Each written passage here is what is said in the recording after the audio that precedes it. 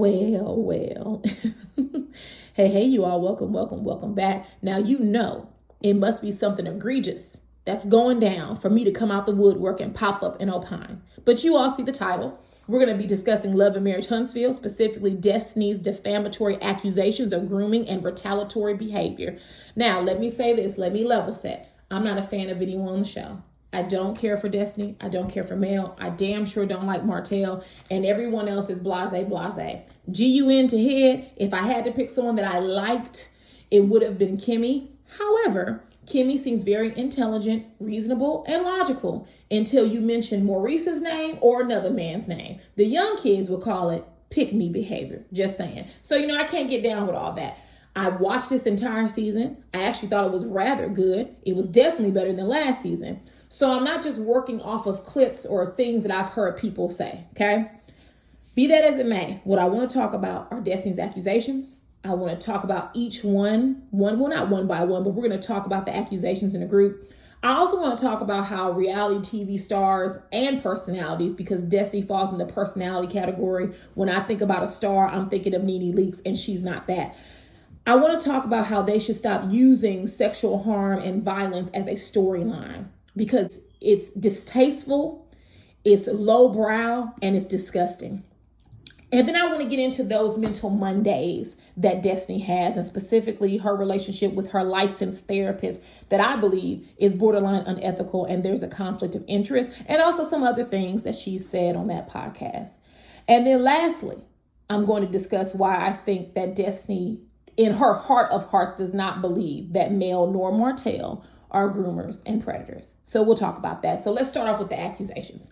How this even came about is that during the show, we saw Destiny during the girls trip in her one-on-one say that she could have had him or her, she could have had Mel or Martell. I'm pointing that out for this reason, and I will go on to say this probably a few times during this video. And also pause, I just want to let you all know, treat this like a roast. We're going to put it in the slow cooker and let it slow cook, all right?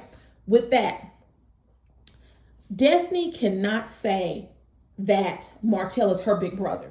She can't keep calling him her brother, because how is someone your brother? How is someone, whether they're blood or chosen family, how do you look at them and consider them a brother, but yet you said you could have had them sexually?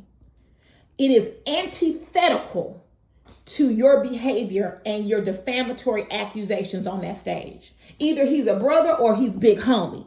And I tend to think he's big homie. That's what I think. Because he can't be big brother and he's this and he's that, but yet you're bragging about you having the ability to sleep with him.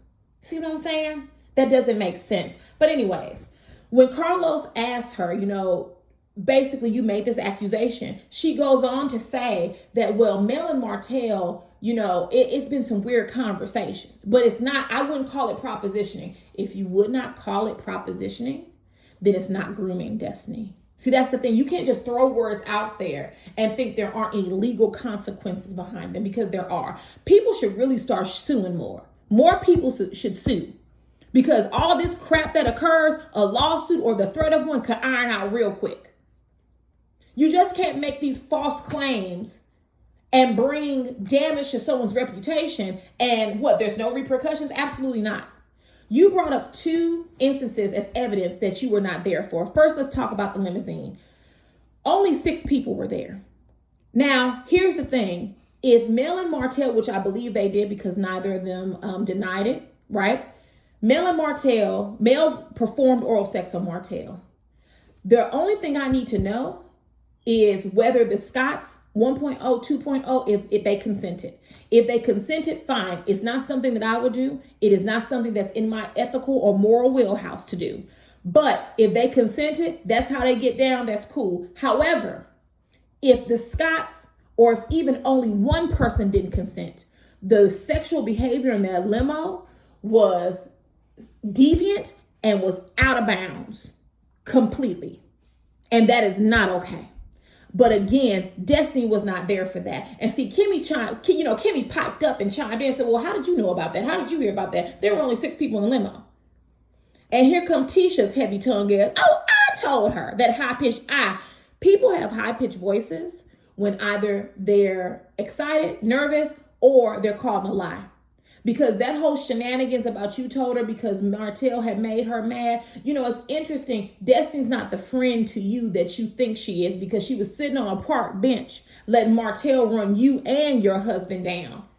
She knew what he was going to do when they got to the field day. And she let it happen and didn't give you any forewarning. But here you come running to her talking about what Martell said when she already knew what he was going to say. But we'll get to that. Again, she wasn't there. The sexual tryst they had in the hotel room in front of I'm guessing a staff member or an employee, part of the glam team. Again, you were not there for. So the two situations that you've listed, you were not present for, and it did not happen in your presence. So you really should have no business speaking to that, because it's none of your damn business. Now let's talk about the sexual conversations. In Destiny's perspective, it's been multiple conversations, and they're constantly inviting her. And, you know, it got to the point where she was like, why do we keep talking about sex over and over? Says the person that admitted that she had a threesome in college, but you didn't understand. Says the person that offered herself on a platter to Kimmy and Maurice for a threesome. Says the person that constantly mixes and mingles with different cast members, adult children on the show. First Jalen, now Lance. Who's the next person you gonna go to? But yet you don't like sexual conversations, but you're the one who, what season was that where she was like, we got to look each other in the eye while we drink, so otherwise 7 years of bad sex. Is that the person we're talking about? Do you have a problem with sexual conversations or not? Because you don't seem like a person who shies away from them. And also at your big age of 42, you have the right and the autonomy to excuse yourself from any situation that makes you uncomfortable, whether they're friends or not. And the fact that you're staying at Mel's house, you're constantly coming over, even after you felt uncomfortable, again, your actions don't align with the accusations you made on that stage. Even Miss Nail had to chime in and say, I told your ass to go home several times. And when Mel asked her, who didn't want to leave? It was Destiny who didn't want to leave.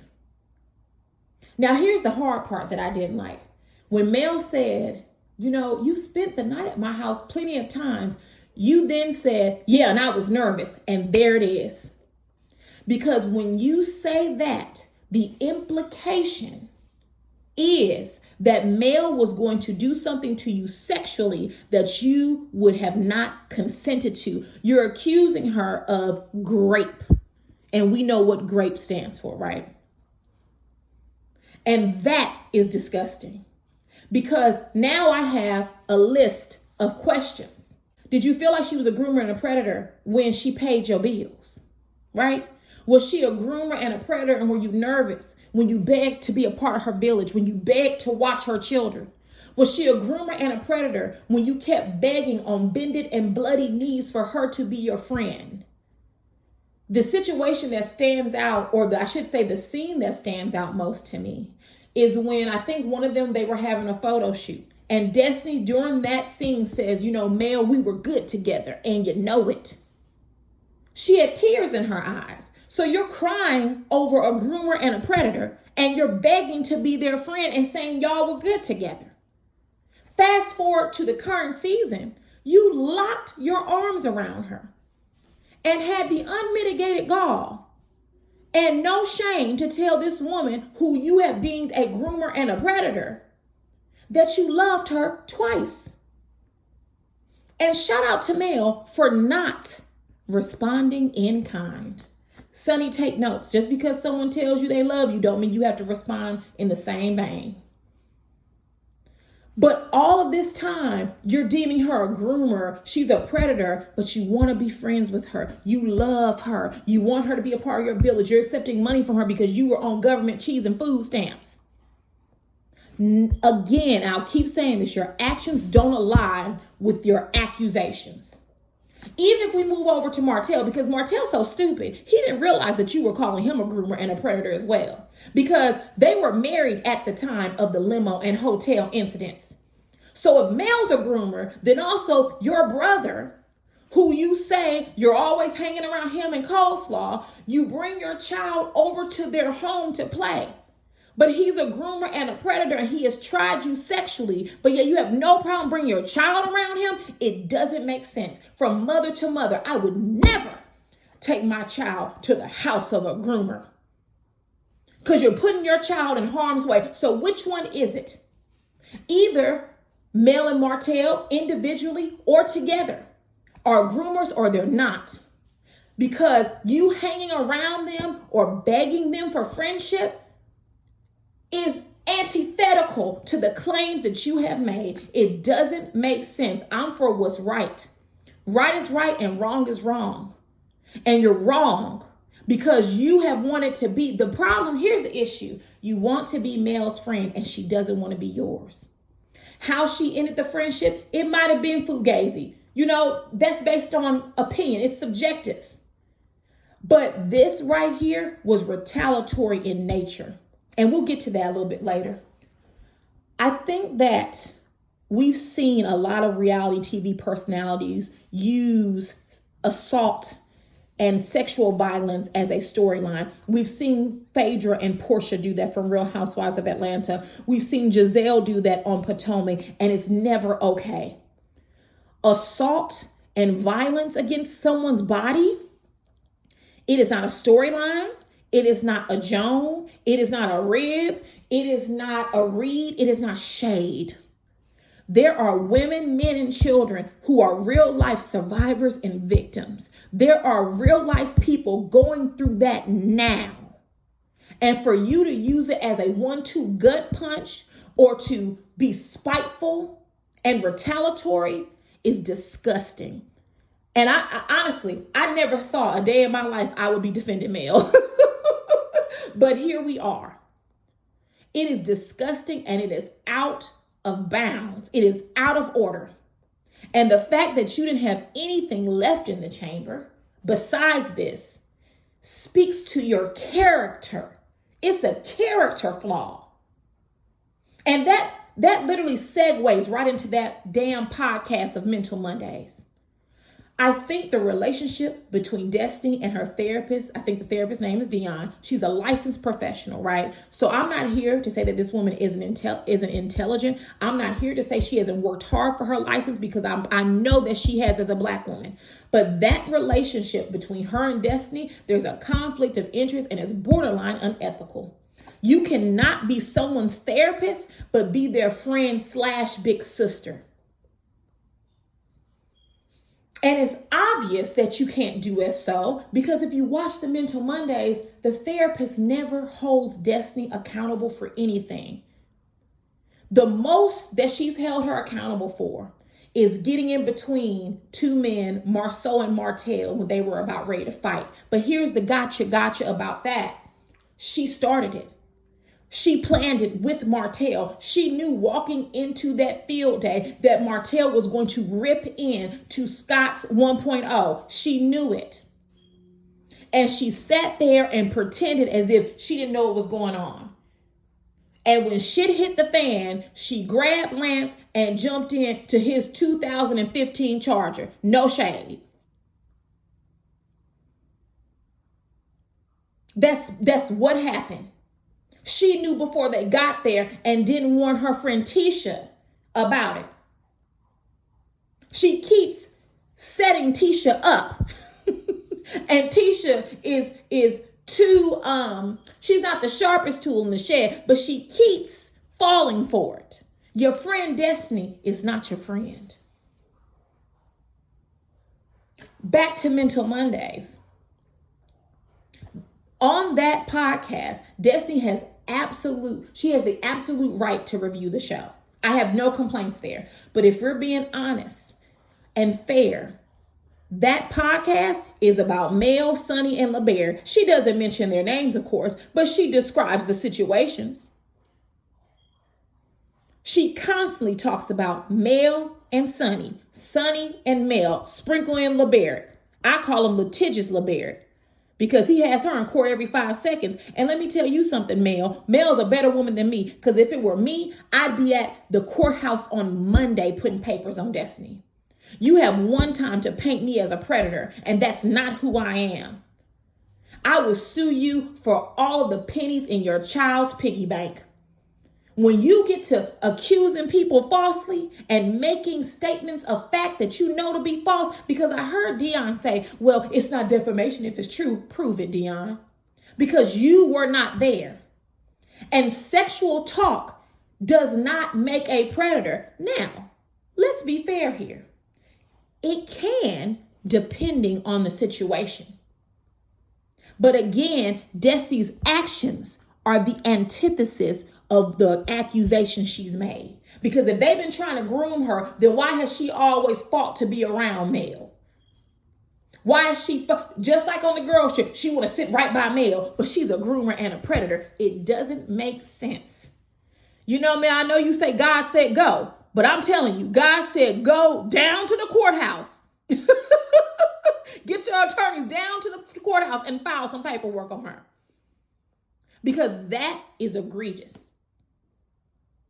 In those Mental Mondays, in the last episode specifically, Destiny says, and this is where we get into the retaliation of it all. She says, well, I was defamed too when people accuse me of sleeping with their husbands and I haven't. And I said, oh. So one of two things are happening. One, I think her behavior was retaliatory because Mel won't be her friend. I also believe that Destiny is jealous of Mel. And if you all know me, you all know that I don't accuse women of being jealous all the time. That's not my shtick. That's not my go-to. But in this situation, I think it is absolutely applicable. So it was retaliation, right? Because Mel won't be her friend. But also, she has reverse engineered the reason why she defamed Mel. Now it's, well, I've been defamed too. No. Love and Marriage Huntsville fans, let me know if I'm wrong, because I could be. I've never heard Mel on the show, because I don't get involved in all those Instagram lives or TikToks because I got a life. And I can't just be on YouTube glued to somebody else's stuff, right? But on the show, I've never heard Mel say that she knew for a fact that you and Martell had a sexual relationship. What she has said is, I don't know what Destiny and Martell have done. And she can say that. That's her opinion. She doesn't know. That's not defamatory in any way. Because I'm going to keep it a buck with you. A lot of people think that Destiny and Martell have had some type of sexual transaction. Shout out to Trina Braxton. I remember a few years ago, I was in the room watching Love and Marriage Huntsville. My husband came in. I didn't even think he was paying attention to it. There was a scene on between Destiny and Martell. He says they've slept together. And I said, no, David, that's not, no, Destiny, she ain't working with them all. But I don't believe that. He said, I'm telling you, I'm looking at how they're interacting. I'm listening to their conversation. They've slept together. We agreed to disagree at that point. However, now, I think something did occur. Every time you made an accusation, you beelined your eyes to Martell as if he was going to save you. Martell is not even smart enough to save himself, let alone you. He turns on everyone he comes into contact with. That includes you, Destiny. Every time you asked him, was it true? What happened? I don't know. If Destiny said, I guess it's true. And keep in mind, that's the type of friend you want. He has 4 children with Mel. They were married for how many years? 12 years. And he can't show her any more respect than to sit there and let you lie to spite her. How disgusting. You all are 2 peas in a pod. You belong together in friendship or in some other ship, if you get what I'm saying. It's ridiculous. Now, let's round this out. I don't think Destiny believes that Mel is a groomer or that she's a predator. What I do think is that Destiny knows what I know, and millimeters, go ahead and sit down and drink your water because you're not going to like what I have to say, which is okay, because it's okay to agree to disagree. But Mel has made God and her faith a part of her brand. Right? It's a part of her brand. It's a part of her brand identity. She, God said go. I wouldn't be surprised if she had that trademarked. She may sell merchandise with that on there. I know that Mel participates in fast, right? She has made God a part of her brand, which is her prerogative, whether I agree with it or not. But Destiny knows the audience that Mel is catering to, and it's that churchy black woman or man. So Destiny didn't bring this up because she think that woman a predator. She brought it up because she wanted to say, is this your queen? This is the holy one. This is the one that claims to be so godly, but she busting it wide open and she dropping it on the floor. Okay? Shout out to all the millennials. Drop and give me 50. She's thinking about and entertaining the idea at the time to have threesomes with her husband. She's not as godly as you think. And then in her mental Monday, the last one, of course, she said, she should just live in her truth. Well, Destiny, it's not your responsibility, nor do you have the right to put out someone's truth. Who the hell do you think you are to do that? Let's say Mel is a lesbian, or she's sexually fluid, or she's bisexual. Who are you to point that out? Because you're telling me that people from people of all sexual identities can't believe in God? Is that what you're saying?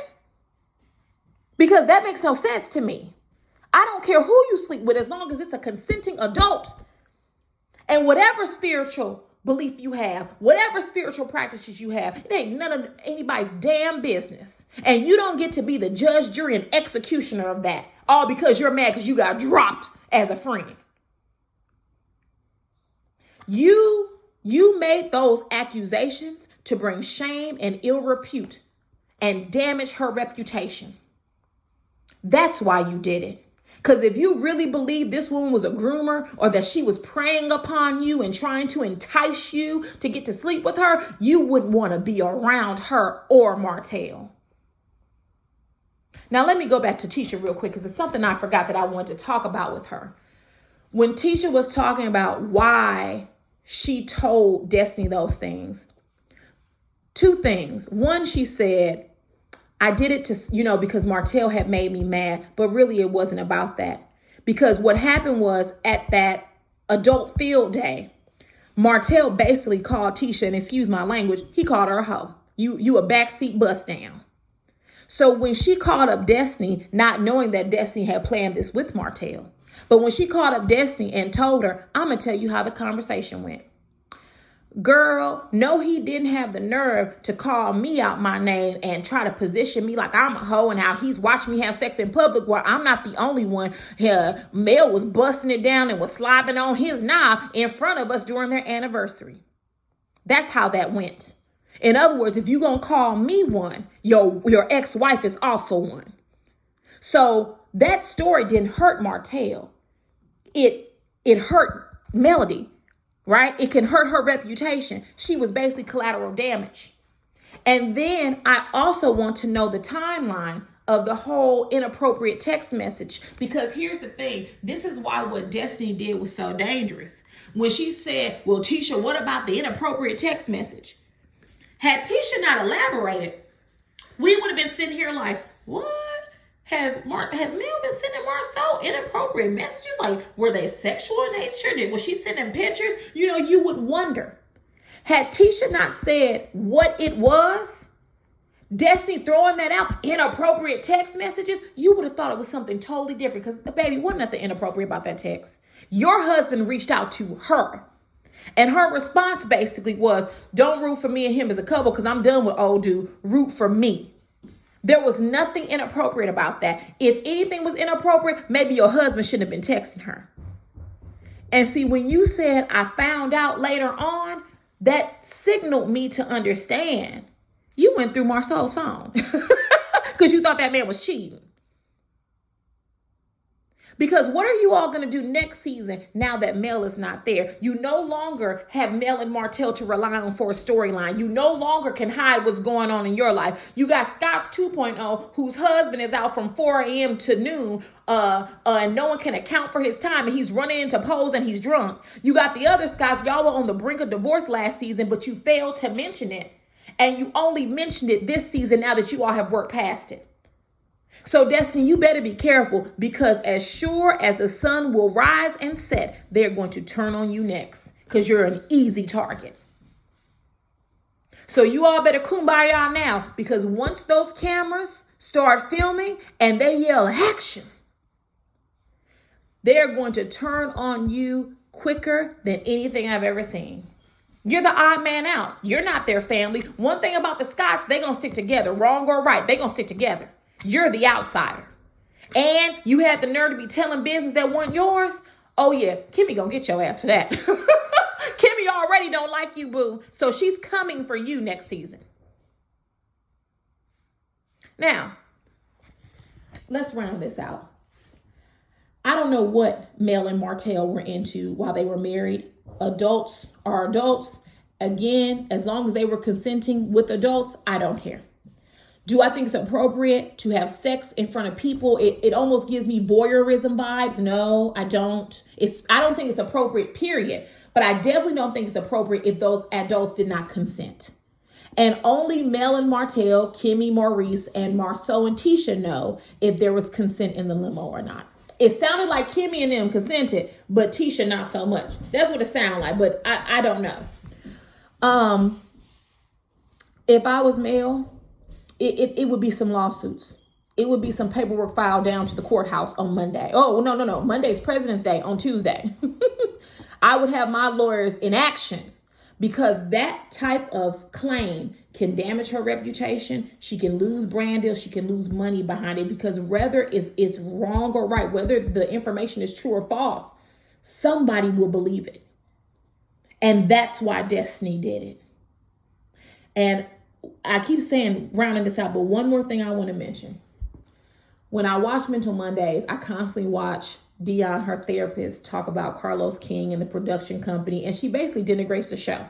Now, whether Carlos King deserves it or not is a different topic for a different day. But what I will say is that your therapist should want to see you win and be successful in every branch of your life. That includes financial stability and success. If I were Carlos, I would give you the pink slip. How dare you and your therapist dog walk me and dog walk my production, because you know how Carlos is sensitive about that. And then you expect to still have a job? Baby, when I tell you Destiny will have a pink slip, and what then, Dion? What then? Are you going to pay her bills? Are you going to pay attorney fees? Because Madani's show ain't paying the bills. That show is paying the bills. Madani is not. It's in a storage closet. And unless you're helping her out financially, you need to keep your mouth closed. And I am very shocked that as a licensed professional, that Dion consistently crosses boundaries, sharing private conversations. Because Dion sat there one day and revealed that Martell purchased Destiny a pew pew and was going to teach her how to shoot it because of LeBert. Again, they didn't say his name, but that's who you're talking about. And then y'all hurried up and snatched that live down. You would think a licensed professional would know what to mention on a live and what not to mention. And it's clear that Dion is enamored. She's infatuated with Destiny. Maybe because Destiny is her first pseudo-celebrity client, but she is infatuated with her. And that infatuation is getting in the way of her doing her job. It needs to end. Not a friendship, they can be friends, but Destiny needs to find another therapist who wants to help her, but who doesn't want to be famous or who doesn't want celebrity clients. She's there to truly help her. With that, drop down in the comments and let me know your thoughts. For those who are interested in Potomac, I think Reunion Part 1 starts tomorrow. I'm going to try my best to review it, but you guys know Potomac has been very boring to me. But if there's nothing else, I will see you all later. Mwah.